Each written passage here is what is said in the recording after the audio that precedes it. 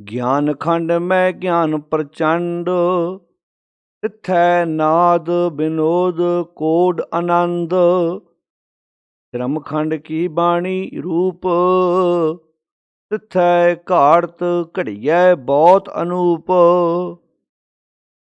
ਤਾ ਕੀਆ ਗੱਲਾਂ ਕਥੀਆਂ ਨਾ ਜਾਹੇ, ਜੇ ਕੋ ਕਹੈ ਪਿਛੈ ਪਛਤਾਏ। ਤਿਥੈ ਘੜੀਐ ਸੁਰਤ ਮਤ ਮਨ ਬੁੱਧ, ਤਿਥੈ ਘੜੀਐ ਸੁਰਾਂ ਸਿੱਧਾਂ ਕੀ ਸੁਧ। ਵਾਹਿਗੁਰੂ ਜੀ ਕਾ ਖਾਲਸਾ, ਵਾਹਿਗੁਰੂ ਜੀ ਕੀ ਫਤਿਹ। ਗੁਰੂ ਪਿਆਰੀ ਸਾਧ ਸੰਗਤ ਜੀ, ਜਪ ਬਾਣੀ ਦੀ ਜੋ ਲੜੀਵਾਰ ਵਿਚਾਰ ਆਪਾਂ ਆਰੰਭ ਕੀਤੀ ਹੈ, ਉਸ ਲੜੀ ਦੇ ਤਹਿਤ ਅੱਜ ਆਪਾਂ 36 ਨੰਬਰ ਪੌੜੀ ਦਾ ਪਾਠ ਸਰਵਣ ਕੀਤਾ ਹੈ। 35 ਨੰਬਰ ਪੌੜੀ ਤੱਕ ਆਪਾਂ ਗੁਰੂ ਪਿਆਰੀ ਸਾਧ ਸੰਗਤ ਜੀ ਵਿਚਾਰ ਸਾਂਝੇ ਕਰ ਚੁੱਕੇ ਹਾਂ। ਜਿਵੇਂ ਕਿ ਆਪਾਂ ਜੀ ਨੂੰ ਤੁਹਾਡੇ ਨਾਲ ਵਿਚਾਰ ਪਹਿਲਾਂ ਵੀ ਸਾਂਝੇ ਕੀਤੇ ਨੇ ਕਿ 34 ਨੰਬਰ ਪੌੜੀ ਤੋਂ ਲੈ ਕੇ 37 ਨੰਬਰ ਪੌੜੀ ਤੱਕ ਗੁਰਦੇਵ ਜੀ ਨੇ 5 ਖੰਡਾਂ ਦਾ ਜੋ ਜ਼ਿਕਰ ਕੀਤਾ ਹੈ, ਧਰਮ ਖੰਡ, ਗਿਆਨ ਖੰਡ, ਸ਼ਰਮ ਖੰਡ, ਕਰਮ ਖੰਡ ਅਤੇ ਸੱਚ ਖੰਡ, ਜਿਹੜੇ ਸਾਡੀ ਸੁਰਤ ਦੇ ਪੜਾਅ ਹਨ। ਸਾਡੀ ਜ਼ਿੰਦਗੀ ਵਿੱਚ ਜਦੋਂ ਚੇਂਜ ਆਉਂਦੀ ਹੈ, ਜਦੋਂ ਸਾਡੀ ਜ਼ਿੰਦਗੀ ਵਿੱਚ ਤਬਦੀਲੀ ਆਉਂਦੀ ਹੈ, ਅਸੀਂ ਜਦੋਂ ਜ਼ਿੰਦਗੀ 'ਚ ਗੁਰੂ ਦੀ ਸਿੱਖਿਆ ਲੈ ਕੇ ਆਪਣੇ ਮਨ ਨੂੰ ਨਵੇਂ ਸਿਰੇ ਤੋਂ ਘੜਦੇ ਹਾਂ, ਅਤੇ ਕਿਵੇਂ ਅਸੀਂ ਉਸ ਸੱਚੇ ਦਾ ਰੂਪ ਬਣਦੇ ਹਾਂ। ਸਤਿਗੁਰੂ ਜੀ ਨੇ ਉਸ ਤਬਦੀਲੀ ਦਾ ਜ਼ਿਕਰ ਕੀਤਾ ਹੈ। ਜਿਵੇਂ ਆਪਾਂ ਸਾਧ ਸੰਗਤ ਜੀ 34 ਨੰਬਰ ਪੌੜੀ ਦੇ ਵਿੱਚ ਧਰਮ ਦੀ ਡੈਫੀਨੇਸ਼ਨ, ਧਰਮ ਦੀ ਪਰਿਭਾਸ਼ਾ, ਕਿ ਇਸ ਧਰਤੀ 'ਤੇ ਅਸੀਂ ਧਰਮ ਕਮਾਉਣ ਵਾਸਤੇ ਆਏ ਅਤੇ ਧਰਤੀ ਸਾਨੂੰ ਸੋਹਣੀ ਜਿਹੀ ਧਰਮਸ਼ਾਲਾ ਬਣਾ ਕੇ ਉਸ ਮਾਲਕ ਨੇ ਦਿੱਤੀ ਹੋਈ ਹੈ। ਧਰਮ ਕਮਾਉਣਾ ਕਿਵੇਂ ਹੈ, ਇਹ ਸਾਨੂੰ ਗਿਆਨ ਜਦੋਂ ਆਏਗਾ ਫਿਰ ਹੀ ਅਸੀਂ ਸੰਸਾਰ ਦੇ ਅੰਦਰ ਜ਼ਿੰਦਗੀ ਨੂੰ ਖੂਬਸੂਰਤ ਬਣਾ ਸਕਦੇ ਹਾਂ। ਕਿਉਂਕਿ ਧਰਮ ਵੀ ਕੀ ਕਮਾਉਣਾ ਹੈ, ਇਹ ਵੀ ਸੂਝ ਹੋਣੀ ਬਹੁਤ ਜ਼ਰੂਰੀ ਹੈ। ਨਹੀਂ ਤਾਂ ਆਪਾਂ 35 ਨੰਬਰ ਪੌੜੀ 'ਚ ਪੜ੍ਹ ਆਏ ਹਾਂ ਕਿ ਬਿਨਾਂ ਸੂਝ ਤੋਂ, ਬਿਨਾਂ ਰੱਬੀ ਗਿਆਨ ਤੋਂ ਜਿਹੜੇ ਲੋਕ ਕਰਮ ਕਰ ਰਹੇ ਸੀ, ਉਹ ਧਰਮ ਨਹੀਂ ਸੀ ਵਾਸਤਵ 'ਚ, ਉਹ ਧਰਮ ਦੇ ਨਾਂ 'ਤੇ ਫੋਕਟ ਕਰਮ ਹੀ ਨਿਭਾਏ ਜਾ ਰਹੇ ਸਨ, ਜਿਨ੍ਹਾਂ ਦਾ ਜ਼ਿਕਰ ਆਪਾਂ ਪਿਛਲੀਆਂ ਪੌੜੀਆਂ ਵਿੱਚ ਕਰ ਆਏ ਹਾਂ।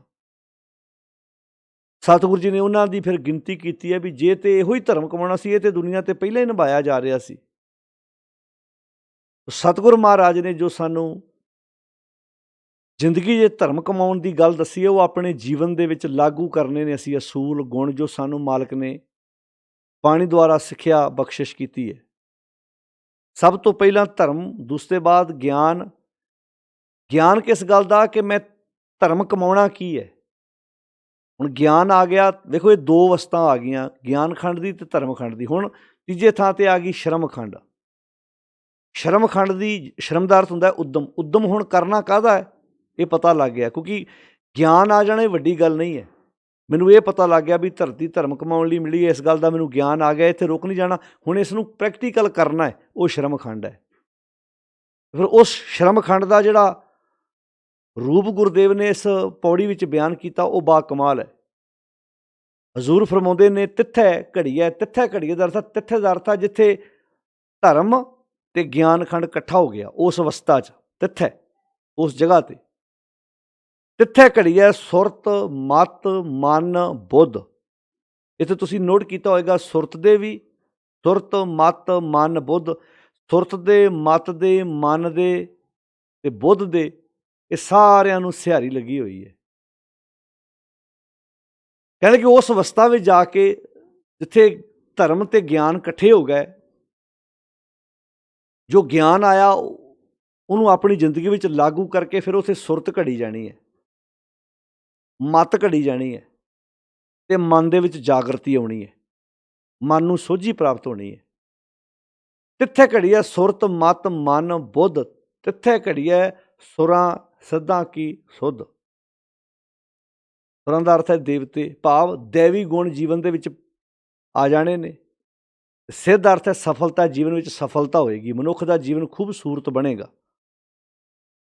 ਤੋ ਹਜ਼ੂਰ ਨੇ ਇਸ 36 ਨੰਬਰ ਪੌੜੀ ਵਿੱਚ ਸਾਨੂੰ ਆਪਣੀ ਸੁਰਤ ਮਤ ਬੁੱਧ ਘੜਨ ਦੀ ਜੋ ਪ੍ਰੇਰਨਾ ਬਖਸ਼ਿਸ਼ ਕੀਤੀ, ਘੜਨੇ ਆਪਣੀ ਸੁਰਤ ਨੂੰ ਹੈ। ਕਿਉਂਕਿ ਜਦੋਂ ਬੰਦਾ ਆਪਣੀ ਸੁਰਤ ਨੂੰ ਘੜਦਾ ਹੈ, ਆਪਣੀ ਮਤ ਘੜਦਾ, ਆਪਣੀ ਬੁੱਧ ਘੜਦਾ, ਭਾਵੇਂ ਕਿ ਇਹ ਸ਼ਬਦ ਜੋਗੀ ਲੋਕ ਵਰਤਦੇ ਸਨ ਜਦੋਂ ਉਹ ਸੁਰਤ ਦੀ ਗੱਲ, ਅੰਤਾਕਰਨ ਦੀ ਗੱਲ ਕਰਦੇ ਸੀ। ਗੁਰਦੇਵ ਨੇ ਗੱਲ, ਭਾਵੇਂ ਸ਼ਬਦ ਉਹਨਾਂ ਦੇ ਵਰਤ ਕੇ, ਸਿੱਖਿਆ ਬੜੀ ਪਿਆਰੀ ਦਿੱਤੀ ਕਿ ਅਸੀਂ ਆਪਣੇ ਜੀਵਨ ਨੂੰ ਕਿੱਦਾਂ ਘੜਨਾ ਅਤੇ ਕਿੱਦਾਂ ਅਸੀਂ ਸਚਿਆਰੇ ਬਣਨਾ। ਹੁਣ ਤੁਸੀਂ ਵੇਖਿਆ ਹੋਵੇਗਾ, ਪਹਿਲੀ ਪੌੜੀ ਤੋਂ ਲੈ ਕੇ ਆਪਾਂ ਹੁਣ ਅਖੀਰ 36 ਨੰਬਰ ਪੌੜੀ ਤੱਕ ਪਹੁੰਚ ਗਏ ਹਾਂ। ਗੁਰਦੇਵ ਜੀ ਸਾਰਾ ਜ਼ੋਰ ਮਨੁੱਖ ਦੇ ਆਪਣੇ ਅੰਦਰ 'ਤੇ ਲਾ ਰਹੇ ਨੇ ਕਿ ਬੰਦੇ ਆਪਣੇ ਆਪ ਨੂੰ ਬਦਲ, ਆਪਣੇ ਆਪ ਨੂੰ ਘੜ। ਜਦੋਂ ਅਸੀਂ 9ਵੇਂ ਪਾਤਸ਼ਾਹ ਦੀ ਬਾਣੀ ਪੜ੍ਹਦੇ ਹਾਂ, ਗੁਰਦੇਵ ਜੀ ਕਹਿੰਦੇ, ਕਾਹੇ ਰੇ ਬਨ ਖੋਜਨ ਜਾਈ, ਸਰਬ ਨਿਵਾਸੀ ਸਦਾ ਅਲੇਪਾ, ਤੋਹੀ ਸੰਗ ਸਮਾਈ, ਪੋਹਪ ਮਦ ਜਿਉ ਬਾਸ ਬਸਤ ਹੈ, ਮੁਕਰ ਮਾਹੇ ਜੈਸੇ ਸ਼ਾਈ, ਤੈਸੇ ਹੀ ਹਰ ਬਸੇ ਨਿਰੰਤਰ, ਘਟ ਹੀ ਖੋਜੋ ਪਾਈ, ਬਾਹਰ ਭੀਤਰ ਏਕੋ ਜਾਨੋ, ਇਹ ਗੁਰ ਗਿਆਨ ਬਚਾਈ, ਜਨ ਨਾਨਕ ਬਿਨ ਆਪਾ ਚੀਨੇ, ਮਿਟੇ ਨਾ ਭਰਮ ਕੀ ਕਾਈ। ਤਿੱਥੇ ਘੜੀ ਹੈ ਸੁਰਤ, ਮਤ, ਮਨ, ਬੁੱਧ। ਆਪਣੀ ਸੁਰਤ ਨੂੰ ਘੜਨਾ ਹੈ, ਆਪਣੀ ਬਿਰਤੀ ਨੂੰ ਘੜਨਾ ਹੈ, ਆਪਣੀ ਸੋਚ ਨੂੰ ਘੜਨਾ ਹੈ। ਅਤੇ ਜੇ ਕੋਈ ਸਾਨੂੰ ਪੁੱਛੇ ਕਿ ਅਸੀਂ ਗੁਰੂ ਕੋਲ ਕੀ ਲੈਣ ਜਾਂਦੇ ਹਾਂ, ਤਾਂ ਉਹਦਾ ਜਵਾਬ ਬੜਾ ਪਿਆਰਾ ਮਿਲਦਾ ਹੈ। ਕਹਿੰਦੇ, ਗੁਰ ਕੈ ਸ਼ਬਦ ਬਨਾਵੋ ਇਹ ਮਨ, ਗੁਰੂ ਦੇ ਸ਼ਬਦ ਦੁਆਰਾ ਮੈਂ ਆਪਣੇ ਨਵੇਂ ਮਨ ਨੂੰ ਘੜਨਾ ਹੈ, ਮਨ ਫਰੈਸ਼ ਲੈ ਕੇ ਆਉਣਾ ਮੈਂ ਆਪਣੇ ਗੁਰੂ ਕੋਲੋਂ। ਸਾਡਾ ਸਾਰਾ ਜੀਵਨ ਇਸ ਦੇ ਉੱਤੇ ਨਿਰਭਰ ਹੈ ਕਿ ਅਸੀਂ ਗੁਰੂ ਕੋਲੋਂ ਲੈ ਕੇ ਆਪਣਾ ਮਨ ਕਿੱਦਾਂ ਘੜਨਾ ਹੈ। ਜੇ ਆਪਾਂ ਸੌਖੀ ਭਾਸ਼ਾ ਸਮਝੀਏ, ਜਿਵੇਂ ਗੁਰਦੇਵ ਜੀ ਆਸਾ ਕੀ ਵਾਰ ਵਿੱਚ ਕਹਿੰਦੇ, ਨਾਨਕ ਮੇਰ ਸਰੀਰਕਾ ਇੱਕ ਰਥ ਇੱਕ ਰਥਵਾ, ਜੁਗ ਜੁਗ ਫੇਰ ਵਟਾਈ ਹੈ, ਗਿਆਨੀ ਬੁੱਝੇ ਤਾ। ਜਦੋਂ ਵਿਪਰ ਆਂਦਾ ਸੀ ਜੀ ਕਲਯੁਗ ਆ ਗਿਆ, ਆਹ ਸਤਯੁਗ ਹੈ, ਇਹ ਦੁਆਪਰ ਹੈ, ਤ੍ਰੇਤਾ ਹੈ, ਜਦੋਂ ਉਹਨੇ 4 ਯੁੱਗਾਂ ਵਿੱਚ ਸੰਸਾਰ ਮਨੁੱਖ ਦੇ ਜੀਵਨ ਨੂੰ ਵੰਡ ਦਿੱਤਾ ਵੀ ਕਦੀ ਕਲਯੁਗ ਸੀ, ਕਦੀ ਦੁਆਪਰ ਸੀ, ਕਦੀ ਤ੍ਰੇਤਾ ਸੀ। ਅਤੇ ਗੁਰਦੇਵ ਜੀ ਨੇ ਕਿਹਾ, ਇਹ ਯੁੱਗ ਬਾਹਰ ਨਹੀਂ, ਬੰਦੇ ਦੇ ਅੰਦਰ ਨੇ। ਅਤੇ ਇੱਕੇ ਮਕਾਨ ਦੀ ਛੱਤ ਦੇ ਥੱਲੇ ਰਹਿਣ ਵਾਲੇ ਜੀਵ ਵੱਖ-ਵੱਖ ਯੁੱਗ ਵਿੱਚ ਜ਼ਿੰਦਗੀ ਜੂ ਸਕਦੇ ਆ। ਜਿੱਦਾਂ ਦੀ ਬੰਦੇ ਦੀ ਬਿਰਤੀ ਹੈ, ਉੱਦਾਂ ਦੇ ਯੁੱਗ ਵਿੱਚ ਇਨਸਾਨ ਜ਼ਿੰਦਗੀ ਜੂ ਰਿਹਾ ਹੈ। ਸਾਹਿਬ ਜੀ ਨੇ ਉੱਥੇ ਸ਼ਬਦ ਕਿਹਾ ਸੀ, ਨਾਨਕ ਮੇਰ ਸਰੀਰਕਾ, ਜਿਵੇਂ ਸੁਮੇਰ ਪਰਬਤ ਦੁਨੀਆ ਦੇ ਤਮਾਮ ਪਰਬਤਾਂ ਵਿੱਚੋਂ ਵੱਡਾ ਹੈ, ਇੱਦਾਂ ਹੀ ਮਨੁੱਖ ਦਾ ਜੀਵਨ ਸਾਰਿਆਂ ਜੀਵਾਂ ਦੇ ਸਰੀਰ ਵਿੱਚੋਂ ਸਭ ਤੋਂ ਉੱਤਮ ਗਿਣਿਆ ਗਿਆ ਹੈ। ਨਾਨਕ ਮੇਰ ਸਰੀਰਕਾ ਇੱਕ ਰਥ ਇੱਕ ਰਥਵਾ, ਇੱਕ ਰਥ ਹੈ, ਇੱਕ ਰਥ ਨੂੰ ਚਲਾਉਣ ਵਾਲਾ, ਇੱਕ ਗੱਡੀ ਹੈ, ਇੱਕ ਗੱਡੀ ਦਾ ਡਰਾਈਵਰ ਹੈ। ਇੱਦਾਂ ਸਮਝੋ, ਜ਼ਿੰਦਗੀ ਗੱਡੀ ਹੈ ਅਤੇ ਸੁਭਾਅ ਡਰਾਈਵਰ ਹੈ। ਜਿੱਦਾਂ ਦਾ ਡਰਾਈਵਰ ਹੋਏਗਾ, ਉੱਦਾਂ ਦੀ ਗੱਡੀ ਹੋਏਗੀ। ਤੁਸੀਂ ਵੇਖਿਆ ਹੋਵੇਗਾ, ਕਈ ਡਰਾਈਵਰ ਚੰਗੇ ਹੁੰਦੇ ਨੇ ਅਤੇ ਉਹਨਾਂ ਨੇ ਗੱਡੀਆਂ ਸਾਫ ਸੁਥਰੀਆਂ ਸੋਹਣੀਆਂ ਰੱਖੀਆਂ ਹੁੰਦੀਆਂ, ਅਤੇ ਕਈਆਂ ਨੇ ਡਰਾਈਵਰਾਂ ਨੇ ਗੱਡੀਆਂ 'ਚ ਗੰਦ ਪਾਇਆ ਹੁੰਦਾ ਹੈ। ਇਕੱਠੀਆਂ ਏਜੰਸੀ 'ਚੋਂ ਇਕੱਠੀਆਂ ਗੱਡੀਆਂ ਕਢਾਈਆਂ ਹੁੰਦੀਆਂ ਨੇ। ਇਹ ਸੁਭਾਅ ਸਾਡਾ ਡਰਾਈਵਰ ਹੈ, ਜ਼ਿੰਦਗੀ ਸਾਡੀ ਗੱਡੀ ਹੈ।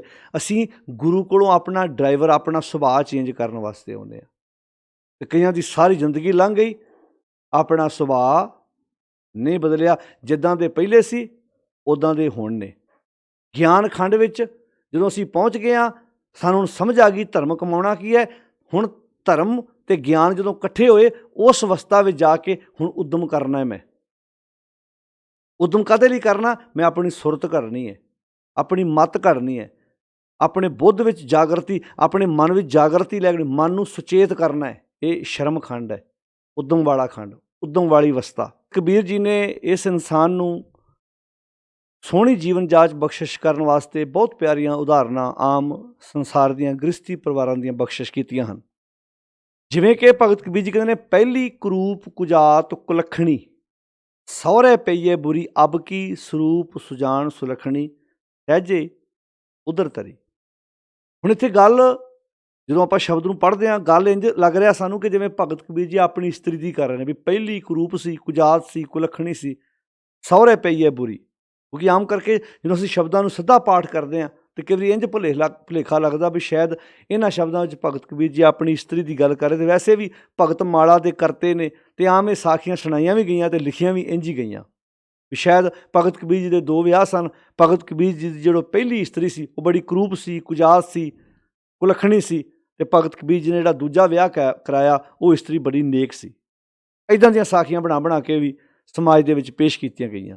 ਪਰ ਬਲਕਿ ਭਗਤ ਕਬੀਰ ਜੀ ਇੱਥੇ ਇਸਤਰੀ ਦੀ ਗੱਲ ਨਹੀਂ ਕਰ ਰਹੇ, ਇੱਥੇ ਗੱਲ ਇਨਸਾਨ ਦੀ ਬਿਰਤੀ ਦੀ ਕਰ ਰਹੇ ਨੇ। ਕਿਉਂਕਿ ਆਪਾਂ ਇਸ ਪੌੜੀ ਵਿੱਚ ਵੀ ਪੜ੍ਹ ਰਹੇ ਹਾਂ ਵੀ ਉੱਦਮ ਵਾਲੀ ਅਵਸਥਾ ਵਿੱਚ ਆਣ ਕੇ ਅਸੀਂ ਆਪਣੀ ਸੁਰਤ ਨੂੰ, ਮਤ ਨੂੰ ਅਤੇ ਮਨ ਵਿੱਚ ਜਾਗਰਤੀ ਪੈਦਾ ਕਰਨੀ, ਮਨ ਨੂੰ ਅਸੀਂ ਸੁਚੇਤ ਕਰਨਾ ਤਾਂ ਕਿ ਸਾਡਾ ਮਨ ਵਿਸ਼ਿਆਂ ਵਿਕਾਰਾਂ ਦੇ ਹੱਲਿਆਂ ਤੋਂ ਬਚ ਸਕੇ। ਤੋ ਇੱਥੇ ਭਗਤ ਕਬੀਰ ਜੀ ਕਹਿੰਦੇ ਨੇ ਜਿਹੜੀ ਮੇਰੇ ਮਨ ਦੀ ਪਹਿਲੀ ਬਿਰਤੀ ਸੀ ਉਹ ਬੜੀ ਕਰੂਪ ਸੀ, ਕੁਜਾਤ ਸੀ, ਕੁਲੱਖਣੀ ਸੀ, ਸਹੁਰੇ ਪਈ ਹੈ ਬੁਰੀ। ਨਾ ਉਹਨੇ ਮੈਨੂੰ ਗੁਰੂ ਵਾਲੇ ਪਾਸੇ ਪੂਰਾ ਰਹਿਣ ਦਿੱਤਾ, ਨਾ ਉਹਨੇ ਮੈਨੂੰ ਸੰਸਾਰ ਵਾਲੇ ਬੰਨੇ ਪੂਰਾ ਰਹਿਣ ਦਿੱਤਾ। ਕਿਉਂਕਿ ਜਦੋਂ ਬਿਰਤੀ ਮਾੜੀ ਹੋਏਗੀ, ਨਾ ਬੰਦਾ ਪਰਿਵਾਰ ਦੇ ਉਮੀਦਾਂ 'ਤੇ ਖਰਾ ਉਤਰ ਪਾਏਗਾ ਅਤੇ ਨਾ ਗੁਰੂ ਦੀਆਂ ਉਮੀਦਾਂ 'ਤੇ ਖਰਾ ਉਤਰ ਪਾਏਗਾ। ਜਦੋਂ ਬਿਰਤੀ ਸਾਫ਼ ਹੋਏਗੀ ਫਿਰ ਗੁਰੂ ਵਾਲੇ ਬੰਨੇ ਵੀ ਪੂਰਾ ਹੋਏਗਾ ਅਤੇ ਸਮਾਜ ਪਰਿਵਾਰ ਵਾਲੇ ਬੰਨੇ ਵੀ ਪੂਰਾ ਹੋਏਗਾ। ਇੱਥੇ ਬਾਣੀ 'ਚ ਸਹੁਰਾ ਪੇਕਾ ਬਹੁਤ ਵਾਰੀ ਸ਼ਬਦ ਵਰਤਿਆ ਗਿਆ ਹੈ, ਕਿਉਂਕਿ ਜਦੋਂ ਅਸੀਂ ਗੁਰਦੇਵ ਮਹਾਰਾਜ ਦੀ ਬਾਣੀ ਪੜ੍ਹਦੇ ਹਾਂ ਤਾਂ ਗੁਰਦੇਵ ਜੀ ਨੇ ਬਹੁਤ ਪਿਆਰੇ ਸ਼ਬਦ ਵਰਤੇ ਨੇ। ਸਹੁਰਾ ਘਰ ਜਦੋਂ ਬਾਣੀ 'ਚ ਵਰਤਿਆ ਗਿਆ ਉਹ ਪਤੀ ਵਾਲਾ ਘਰ ਵਰਤਿਆ ਗਿਆ, ਪਿਤਾ ਭਾਵ ਉਸ ਮਾਲਕ ਖਸਮ ਵਾਲਾ ਜਿਹੜਾ ਹੈ ਉਹ ਪੱਖ ਵਰਤਿਆ ਗਿਆ ਕਿ ਜਦੋਂ ਅਸੀਂ ਗੁਰੂ ਵਾਲੇ ਬੰਨੇ ਤੁਰਦੇ ਹਾਂ ਉਹ ਸਾਡਾ ਸਹੁਰਾ ਘਰ ਹੈ, ਸੰਸਾਰ ਸਾਡਾ ਪੇਕਾ ਘਰ ਹੈ। ਜਦੋਂ ਮੈਂ ਸੰਸਾਰੀ ਕੰਮ ਕਰਦਾ ਉਦੋਂ ਮੈਂ ਸਮਝ ਲਓ ਆਪਣੇ ਪੇਕੇ ਘਰ ਬੈਠਾ ਹਾਂ। ਜਿਵੇਂ ਇਸਤਰੀ ਲੜਕੀ ਜਦੋਂ ਵਿਆਹੀ ਸਹੁਰੇ ਆਪਣੇ ਘਰ ਜਾਂਦੀ ਹੈ, ਉਹ ਕਿੰਨੇ ਸਾਲ ਆਪਣੇ ਸਹੁਰੇ ਪਰਿਵਾਰ 'ਚ ਰਹਿੰਦੀ ਹੈ, ਪਰ ਜੇ ਕਿਤੇ ਉਹ ਇੱਕ ਅੱਧੀ ਰਾਤ ਆਪਣੇ ਪੇਕੇ ਘਰ ਆਵੇ, ਬੈਠੀ ਪੇਕੇ ਘਰ ਹੈ, ਸਾਰਾ ਧਿਆਨ ਉਹਦਾ ਆਪਣੇ ਸਹੁਰੇ ਪਰਿਵਾਰ 'ਚ ਹੁੰਦਾ, ਯਾਨੀ ਕਿ ਆਪਣੇ ਉਹ ਜਿੱਥੇ ਉਹਦੇ ਬੱਚੇ ਨੇ, ਜਿੱਥੇ ਉਹਦਾ ਪਤੀ ਰਹਿ ਰਿਹਾ ਉੱਥੇ ਧਿਆਨ ਹੁੰਦਾ। ਮੰਨ ਲਓ ਕਿਤੇ ਇਕੱਲੀ ਰਾਤ ਆਵੇ ਆਪਣੇ ਘਰ, ਬੱਚੇ ਅਤੇ ਉਹਦਾ ਪਤੀ, ਉਹਦਾ ਬਾਕੀ ਸਾਰਾ ਪਰਿਵਾਰ ਆਪਣੇ ਘਰ ਹੋਵੇ, ਇੱਕ ਰਾਤ ਆਉਂਦੀ ਹੈ, ਸਾਰਾ ਧਿਆਨ ਉਹਦਾ ਆਪਣੇ ਸਹੁਰੇ ਪਰਿਵਾਰ 'ਚ ਹੁੰਦਾ ਕਿ ਅੱਜ ਮੇਰੇ ਬੱਚਿਆਂ ਨੇ ਪਤਾ ਨਹੀਂ ਬ੍ਰੇਕਫਾਸਟ ਕੀਤਾ ਹੋਏਗਾ ਕਿ ਨਹੀਂ ਕੀਤਾ ਹੋਏਗਾ, ਮੇਰੇ ਬੱਚਿਆਂ ਦੀ ਵਰਦੀ ਪ੍ਰੈਸ ਹੋਈ ਹੋਏਗੀ, ਉੱਥੇ ਬੈਠੀ ਹਦਾਇਤਾਂ ਦੇਈ ਜਾਂਦੀ ਹੈ।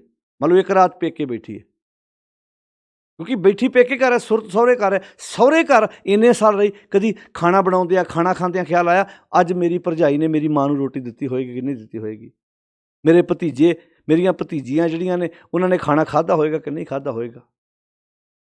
ਕਿਉਂਕਿ ਪੇਕੇ ਘਰ ਬੈਠ ਕੇ ਧਿਆਨ ਸਹੁਰੇ ਘਰ ਹੈ, ਪਰ ਸਹੁਰੇ ਘਰ ਰੋਜ਼ ਰਹਿੰਦੀ ਹੈ, ਰੋਜ਼ ਥੋੜ੍ਹਾ ਖਾਣਾ ਖਾਣ ਲੱਗਿਆ ਆਪਣੇ ਮਾਂ ਦਾ ਖਿਆਲ ਆਉਂਦਾ, ਆਪਣੇ ਪਿਤਾ ਦਾ ਖਿਆਲ ਆਉਂਦਾ। ਇੱਥੇ ਪੇਕਾ ਘਰ ਹੈ ਸੰਸਾਰੀ ਪੱਖ। ਜਦੋਂ ਮੈਂ ਆਪਣੀ ਦੁਕਾਨ 'ਤੇ ਬੈਠਾ, ਆਪਣੇ ਕਾਰੋਬਾਰ ਕਰਦਾ, ਆਪਣਾ ਸੰਸਾਰ 'ਤੇ ਵਿਚਰਦਾ, ਉਦੋਂ ਮੇਰਾ ਗੁਰੂ ਵੱਲ ਧਿਆਨ ਪ੍ਰੋਪਰ ਹੋਵੇ। ਪਰ ਜਦੋਂ ਮੈਂ ਗੁਰੂ ਕੋਲ ਬੈਠ ਗਿਆ ਉਦੋਂ ਮੈਂ ਆਸੇ ਪਾਸੇ ਨਾ ਵੇਖਾਂ। ਉਹ ਭਾਵ ਬੜੀਆਂ ਪਿਆਰੀਆਂ ਵਿਚਾਰਾਂ ਦੇ ਕੇ ਸਮਝਾਇਆ, ਕਹਿੰਦੇ ਕਿ ਨਾ ਮੈਨੂੰ ਗੁਰੂ ਵਾਲੇ ਪਾਸੇ ਪੂਰਾ ਰਹਿਣ ਦਿੱਤਾ, ਨਾ ਮੈਨੂੰ ਉਹਨੇ ਸੰਸਾਰ ਵਾਲੇ ਪਾਸੇ ਪੂਰਾ ਰਹਿਣ ਦਿੱਤਾ। ਕਿਉਂਕਿ ਜਦੋਂ ਬਿਰਤੀ ਮਾੜੇ ਹੋਏਗੀ, ਯਾਦ ਰੱਖਣਾ ਜਿਹੜਾ ਬੰਦਾ ਪਰਿਵਾਰਾਂ ਦੀਆਂ ਉਮੀਦਾਂ 'ਤੇ ਖਰਾ ਨਹੀਂ ਉਤਰਿਆ, ਉਹ ਗੁਰੂ ਦੀਆਂ ਉਮੀਦਾਂ 'ਤੇ ਖਰਾ ਵੀ ਨਹੀਂ ਉਤਰ ਸਕਦਾ। ਜਿੰਨੇ ਭਗਤਾਂ ਗੁਰੂ ਕੇ ਪਿਆਰੇ ਦੀ ਅਸੀਂ ਬਾਣੀ ਪੜ੍ਹਦੇ ਹਾਂ ਉਹ ਪਰਿਵਾਰ ਵੱਲੋਂ ਵੀ ਪੂਰੇ ਉਤਰੇ, ਭਾਵ ਜਦੋਂ ਬਿਰਤੀ ਚੰਗੀ ਸੀ, ਚੰਗੇ ਕੰਮ ਕੀਤੇ। ਤੋ ਇੱਥੇ ਸ਼ਬਦ ਵਰਤੇ ਪਹਿਲੀ ਕਰੂਪ ਕੁਜਾਤ ਕੁਲੱਖਣੀ, ਜਿਹੜੀ ਪਹਿਲੀ ਸੀ ਉਹ ਬੜੀ ਕਰੂਪ ਸੀ। ਬਿਰਤੀ ਦੀ ਗੱਲ ਹੋ ਰਹੀ ਹੈ ਇੱਥੇ, ਇਸਤਰੀ ਦੀ ਗੱਲ ਨਹੀਂ ਹੋ ਰਹੀ। ਪਹਿਲੀ ਕਰੂਪ ਸੀ, ਜਦੋਂ ਬਿਰਤੀ ਕਰੂਪ ਹੋਏਗੀ ਤੇ ਕੰਮ ਵੀ ਕਰੂਪ ਹੀ ਕਰਾਏਗੀ। ਕੁਜਾਤ, ਜਦੋਂ ਬਿਰਤੀ ਕੁਜਾਤ ਸੀ ਤੇ ਕੰਮ ਕਿੱਦਾਂ ਚੰਗੇ ਕਰਾ ਸਕਦੀ ਹੈ। ਕੁਲੱਖਣੀ, ਜਦੋਂ ਬਿਰਤੀ ਕਲੈਣੀ ਹੈ ਤੇ ਕੰਮ ਕਿੱਦਾਂ ਸੁਜਾਖੇ ਹੋ ਸਕਦੇ ਨੇ, ਚੰਗੇ ਹੋ ਸਕਦੇ ਨੇ।